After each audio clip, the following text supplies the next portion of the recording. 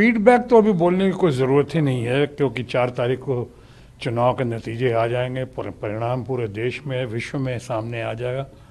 और जो उम्मीद है, मुझे अब विश्वास है कि अपेक्षा जो है, देश की इच्छा और अपेक्षा है, ख़ासकर इंडिया ब्लॉक के साथ, उसके ही फेवर में आएगा और अच्छे खासे तरीके से आएगा। लेकिन अभी सबसे महत्वपूर्ण है कि लोग ज़्यादा से ज़्यादा संख्या में वोट दें जाकर। मैं भी वोट देने के लिए ही इस बार पटना आया हूँ फिर से, जैसे हर बार आता हूँ, इस बार भी आया हूँ, क्योंकि हमारा चुनाव तो आसनसोल का 13 तारीख को हो गया था और 13 तारीख के बाद मैं इंतज़ार कर रहा था बाकी जगह प्रचार करने के बाद कि कैसे अपने पटना आऊँ। बिहार जो मेरी कमज़ोरी है, बिहार जो मेरी शक्ति है, और मैं इस बिहार में अपने पटना राजधानी में आया हूँ तो सिर्फ वोट देने के लिए और लोग को प्रोत्साहित करने के लिए कि ज़्यादा से ज़्यादा संख्या में, तादाद में लोगों को वोट देना चाहिए, देश हित में, जनहित में, समाज के हित में।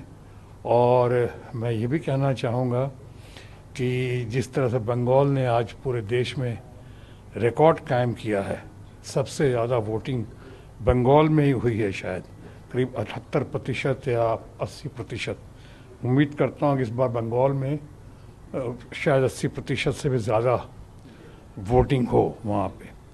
उसको देखते हुए बिहार में अनफॉर्चुनेटली क्या कारण है मुझे समझ नहीं आ रहा है, लेकिन इतनी लहर होने के बावजूद, गर्मी और गर्मी में चुनाव की इतनी सरगर्मी होने के बावजूद जिस परसेंटेज में वोट होना चाहिए था वो नहीं हुआ है।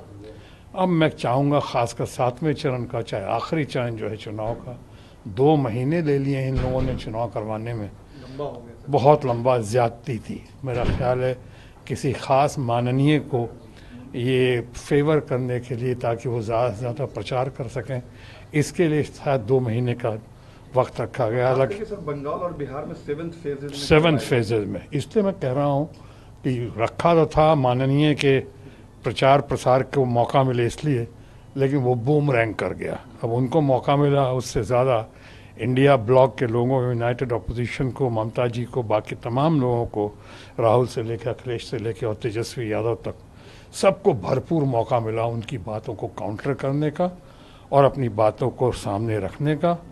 उनकी नई गारंटी जिसकी ना वारंटी है और ना क्लैरिटी है, क्योंकि इसके पहले कोई गारंटी उन्होंने पूरी नहीं की अभी तक, कोई गारंटी, चाहे 15 लाख पैसे दें, 15 लाख रुपयों का मामला हो, 2 लाख रोज़गार का मामला हो, किसानों को डबल आमदनी करने का मामला हो, या उनका मामला हो कि जिस तरह से डॉलर की कीमत बढ़ते जा रही है, रुपए की कीमत घटते जा रही है, या लोगों को आवास देने का, कोई गारंटी पूरी नहीं की। अब एक नई गारंटी लेकर आए हैं, जिस गारंटी में जब तक वो लेकर आए अपनी विश्वसनीयता खो चुके हैं। अब लोग विश्वास नहीं कर रहे हैं उनकी बातों का, उनकी गारंटी का।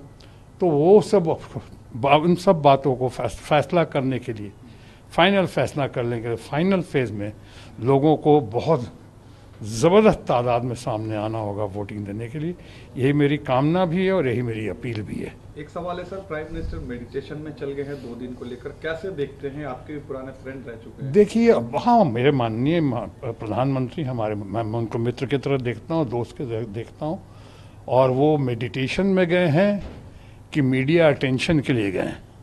एक बार पहले भी किया था उन्होंने किया था जब वो तथाकथित केदारनाथ गए थे, तथाकथित वो अपने मेडिटेशन के लिए, लेकिन दरअसल वो मीडिया अटेंशन के लिए गए थे। इस बार भी लोग ऐसा ही कह रहे हैं कि वो मेडिटेशन के लिए नहीं गए बल्कि मीडिया अटेंशन के लिए गए हैं, सारे तामझाम के साथ, सारे टेलीफोन्स के साथ, कम्युनिकेशंस के साथ, और तमाम मीडिया के लोगों को बुलाकर, आमंत्रित करके, निमंत्रण देके वो प्रचार का एक नया हिस्सा। लेकिन मैं अब ये कहता हूँ कि बड़ी देर कर दी मेहरबान आते आते, सारे हथकंडे आपने या सारे तीर आपने तरकश से निकाल लिए। अभी आखिरी तीर निकालने की कोशिश की, लेकिन जब तक कोशिश की तब तक बड़ी देर हो चुकी है। कांग्रेस भी इलेक्शन कमीशन चल गई, दीदी ने भी सवाल खड़े किए हैं प्रधानमंत्री के। पूरे देश की जनता सवाल खड़ा कर रही है कि आप मीडिया अटेंशन के लिए सो कॉल मेडिटेशन करने जा रहे हैं और इस तरह से प्रचार करेंगे तो फिर दूसरों को भी मौका दीजिए। ये तो फिर कभी ख़त्म नहीं होगा।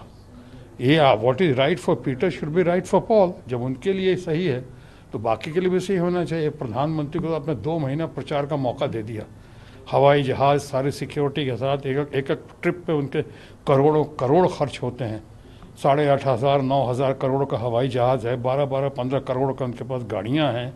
इतना ताम झाम सब ये करके अब ऊपर से जब देर हो गई, ये मेडिटेशन अगर कोई और करता तो मैं कहता कि शायद पश्चाताप के लिए कर रहे हैं, लेकिन हमारे मित्र हैं माननीय प्रधानमंत्री जी, मैं इतना स्ट्रॉन्ग एक्सप्रेशन नहीं दूंगा, लेकिन मैं यही कहूँगा कि मेडिटेशन कम, मीडिया अटेंशन ज़्यादा दिखता है। प्राइम मिनिस्टर ने कहा टीएमसी बंगाल में अपनी सर्वाइवल की लड़ाई लड़ रही है। प्रधानमंत्री तो हमारे माननीय दोस्त प्रधानमंत्री जो कह रहे हैं, मेरा ख्याल है बौखलाहट में और घबराहट में कह रहे हैं, डेस्परेशन में कह रहे हैं।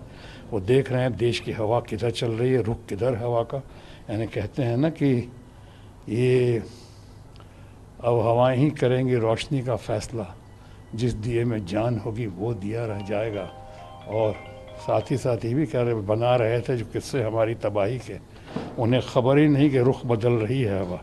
तो प्रधानमंत्री जी कह रहे हैं, डेस्परेशन में कह रहे हैं, मुझे ऐसा दिखता है। और अब कहने को कुछ रह नहीं किया कुछ नहीं 10 सालों में। तो अब जो कह रहे हैं वो बौखलाहट है, फ्रस्ट्रेशन है, डेस्परेशन है, जैसे मैंने कहा तीर तर्कश से निकाल चुके हैं वो कर रहे हैं वो।